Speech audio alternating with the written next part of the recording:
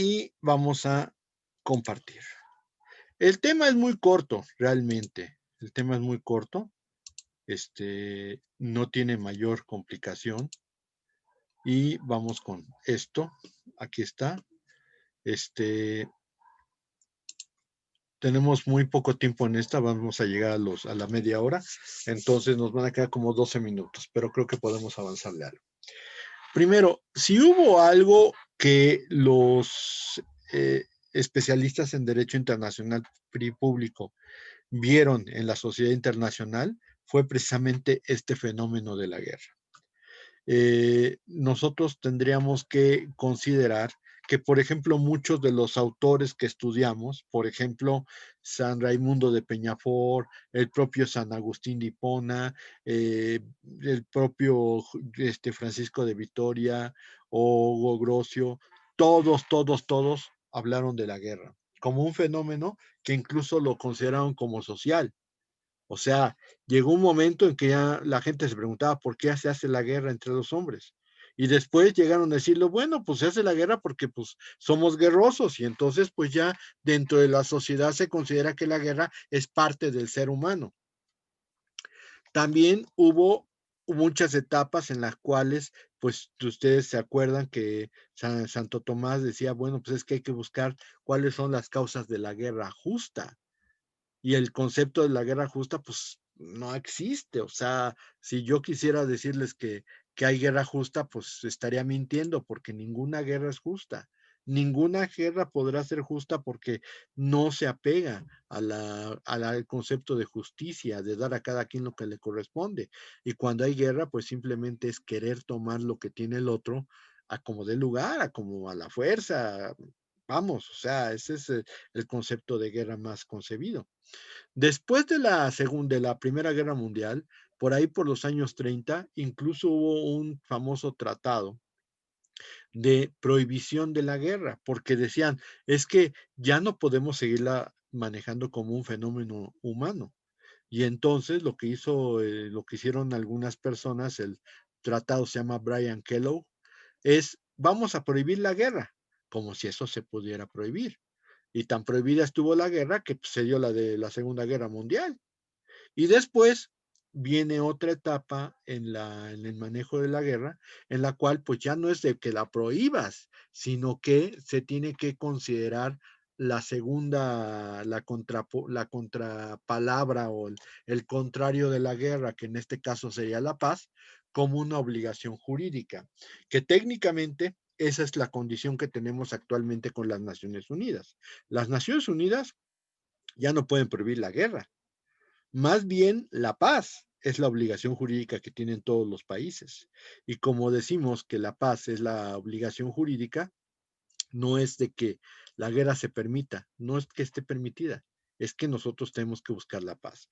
Y aún con eso, después de la Segunda Guerra Mundial, sí podríamos decir que las guerras bajaron, pero nunca ha dejado de existir. Tal vez ya no son tan frecuentes o ya no son tan utilizadas por los estados, pero siguen siendo un fenómeno social.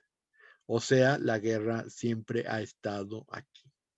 Ahora bien, el estado de preguerra, que es antes de la guerra, vamos a manejarlo con este concepto. El concepto del estado de preguerra es un deterioro paulatino o repentino de las relaciones internacionales. Repetimos, es un deterioro repentino o paulatino de las relaciones internacionales y cuya aparición va a ocasionar que se tenga una previsión de que la guerra va a tener lugar, de que la guerra va a tener lugar.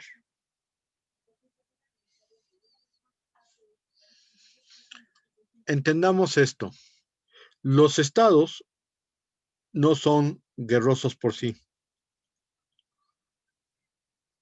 pero tampoco se pueden llevar siempre bien. En esta sociedad que comentábamos nosotros parece una guardería, pues siempre va a haber niños con chipotes o siempre va a haber niños con rasguños. Quisiéramos que todos se llevaran bien y de a besito y de apapacho, pero pues no es posible. Pero pues pueden llegar a tener algo de normalidad en sus relaciones y muchas veces jugar con los juguetes que tienen todos. Pero vamos a ser sinceros, hay momentos en que esa posición de los países de seguir jugando con los juguetes, pues ya no es posible, porque no va a faltar el niño que de pronto diga, mi juguete no quiero que lo use otro, o mi juguete no quiero que lo use él. Entonces, lo que va a ocurrir es que eso va a ser, como digamos a nivel internacional, un estado de preguerra. Por lo tanto, los dos elementos fundamentales es una alteración de las relaciones internacionales por las causas que sean, pero ya no tenemos buenas relaciones. Y obviamente, el siguiente escalón, ¿cuál es? Que todo hace pensar que las posiciones tan encontradas no van a tener otra solución, otra forma de arreglarse, más que con la guerra. La guerra es lo que va a tener lugar. Bueno, para esto es obvio que las relaciones pudieron haberse alterado tanto que la situación lógica es los estados ya están contrapuestos. Ahorita todos los estados antes de llegar al uso de la guerra tienen que pasar por los procesos pacíficos de solución de las controversias. Eso es algo que, si quieren llamarla así, la Segunda Guerra Mundial trajo. Pero eso no quiere decir que ya se esté imposibilitando que haya guerra. La guerra siempre ha existido y parece ser que siempre va a existir. Por lo tanto, lo que único que quedaría aquí es que a lo mejor las dos potencias ya están colocadas, ya tienen una posición y de esa posición ya nadie los va a bajar. Y obviamente en esa circunstancia es cuando la guerra puede tener lugar. Así las cosas, lo que vamos a tener que aprender un poquito es el uso de la fuerza. Aquí en el medio internacional no se permite el uso de la fuerza indiscriminadamente. Por eso nosotros hicimos o sea, hicimos, pero pues es lo que marca la Carta de las Naciones Unidas. La fuerza, que es la utilización de los ejércitos por parte de las potencias, va a estar prohibida y permitida. ¿Cuándo está prohibida? Primero, existe la obligación positiva de que si hay un problema, se tiene que acudir a la solución pacífica de las controversias. Esta es tu obligación positiva, porque no puedes hacer uso de tu fuerza si no te vas a resolver el problema a la solución pacífica. Esa es tu obligación positiva.